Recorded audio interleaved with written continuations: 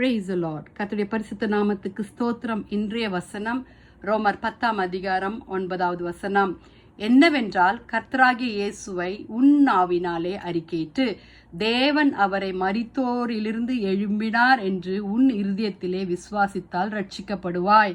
ஹல்லேலூயா. கர்த்தராகிய இயேசுவை நாம் அறிக்கையிட வேண்டும். ஹல்லேலூயா. அதன் மூலமாய் இயேசு ரட்சகராக நம் மத்தியில மாத்திரம் அல்ல, ஆண்டவராகவும் விளங்குகிறார். ஹல்லேலூயா. பழைய ஏற்பாட்டிலே இயேசு கிறிஸ்து 16 தடவை ரட்சகராகவும் 450 தடவை மேல ஆண்டவர் என்றும் அழைக்கப்பட்டிருக்கிறார். ஹல்லேலூயா. சில சமயங்களிலே நாம் ஆண்டவர், வல்லவர், பரிசுத்தமானவர் என்று நாம் வேதத்தில் அநேக இடங்களில் நம் ரட்சகரை நாம் போற்றுகிறோம். ஹல்லேலூயா. நம் ஆண்டவர் ஹல்லேலூயா வல்லமை உள்ளவர், பராக்கிரமசாலி, ஆளுகை செய்கிற தேவன், தலைமைத்துவம் உள்ள உடையவராய் எல்லாவற்றிற்கும் எல்லாமாய் இருக்கிற தேவனாய் இருக்கிறார். ஹல்லேலூயா. இயேசுவே என்ற ஆண்டவரை நாம் வாய்க்கொண்டு ஆண்டவர் படைத்த நம் சரீரத்தில் அந்த வாயை ஆண்டவர் தந்திருக்கிறார். அதை நாம் சொல்ல வேண்டும்.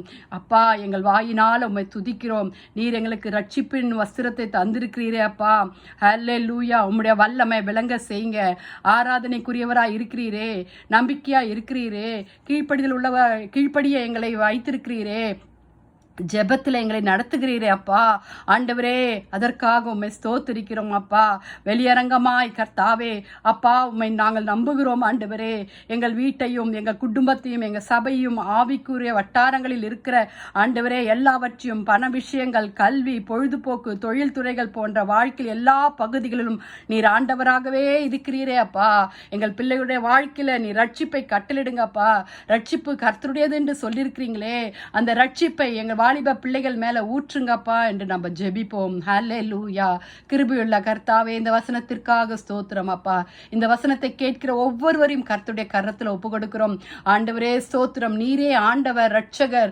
உலகத்தில் ஆண்டவரே பா, நீர் வந்திருக்கிற ரட்சகர் அப்பா. பாவத்தை சுமந்து தீர்த்த தேவ ஆட்டுக்குட்டி ஆனவர் என்ற உலகம் அறியட்டும் சுவாமி. அப்பா, இதெல்லாம் ஆண்டவரே வசனத்தை கேட்டு காதுகளினால கேட்கிறவர்கள் மனசுல சமாதானத்தை கட்டளையிடுவீராக, வியாதியை போக்குவீராக. ஆண்டவரே, யாரெல்லாம் என்னென்ன பாரங்களில் காணப்படுகிறார்களோ அவர்களெல்லாம் என் கர்த்தர் சுகத்தையும் பலத்தையும் தந்து ஆசீர்வதிப்பீராக. துதிகன மகிமை உமக்கே செலுத்துகிறோம். மீட்பர் இயேசுவின் மூலம் ஜெபம் கேளும் பிதாவே. ஆமேன், ஆமேன், ஆமேன்.